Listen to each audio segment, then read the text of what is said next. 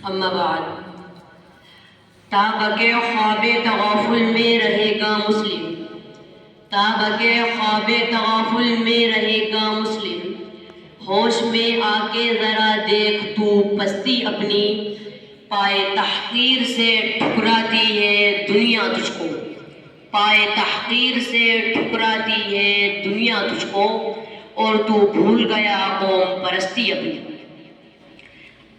حضرات گرامی، آج ہم جس دور سے گزر رہے ہیں یہ ایک نہایت حساس اور عبرتناک دور ہے، چاہے اخلاقی اعتبار سے ہو یا معاشی اعتبار سے، سماجی اعتبار سے ہو یا سیاسی اعتبار سے، ہم بری طرح سے ظلم و ستم کے شکنجے میں جکڑے ہوئے ہیں۔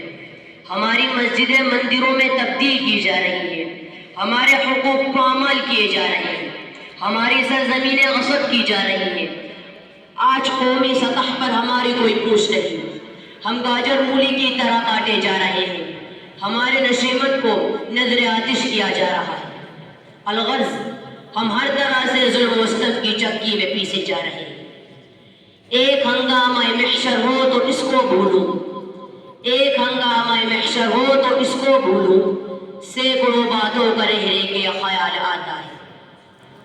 آؤ وہ قوم جس کی تخلیق پھولنے پھلنے کے لیے کی گئی تھی، جس کی تخلیق گرجنے برسنے کے لیے کی گئی تھی، آج اس کا کوئی پرسان حال نہیں۔ آؤ وہ قوم جن کا سوا امر بالمعروف نہی عن المنکر تھا، آج وہ غجہ ضلالت میں گری پڑی ہے۔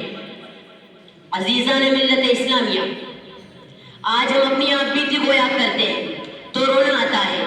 جب ہم اپنے حالات و کیفیات کا جائزہ لیتے ہیں تو قلب مضطرب اور بے چین ہو جاتا ہے۔ آج ہماری قوم روس کی رہنے والی ہو یا امریکہ کی، ایران کی رہنے والی ہو یا عراق کی، چین کی رہنے والی ہو یا جاپان کی، ہندوستان کی رہنے والی ہو یا پاکستان کی، چاہے کسی بھی خطے کی رہنے والی ہو، آخر کیوں وحشت و بربریت کا شکار ہے؟ آخر ہمیں کیوں سہمے سہمے سے نظر آتے ہیں؟ کہ اللہ کا وہ وعدہ لا تہنوا ولا تحزنوا وانتم الاعلون ان کنتم مؤمنین ہمارے ساتھ نہیں؟ کہ اللہ نے ہمیں قوم امت کے لقب سے ملقب نہیں کیا؟ کہ اللہ نے ہمیں اشرف المخلوقات نہیں بنایا؟ کیا قرآن و حدیث ہمارے ساتھ نہیں؟ آخر ہم بھی تو اسی اسلام کے ماننے والے ہیں، اس اسلام کے ماننے والے پہلے صدی کے لوگ تھے۔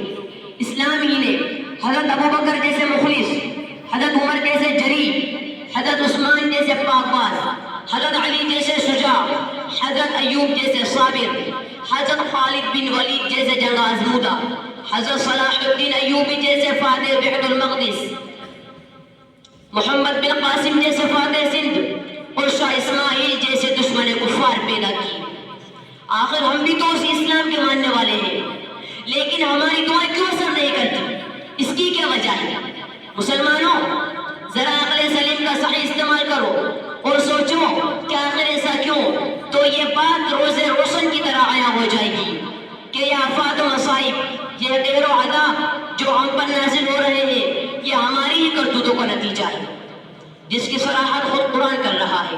ارشاد باری ہے وَمَا أَصَابَكُم مِّن مُّصِيبَةٍ فَبِمَا كَسَبَتْ أَيْدِيكُمْ، وہ اس طرح کہ ہم نے قرآن کریم کو بالائے طاق رکھ دیا، آپ سے قوت و بھائی چارگی کو پس پشت ڈال دیا، اتحاد و اتفاق کے بجائے آپس میں افتراق و انتشار برپا کیا، شیطان سے بغیرت نفرت کی مگر بباطن دوستی برقرار رکھی، عشق رسول کا دعویٰ کیا مگر فرمودات کو ٹھکرا دیا۔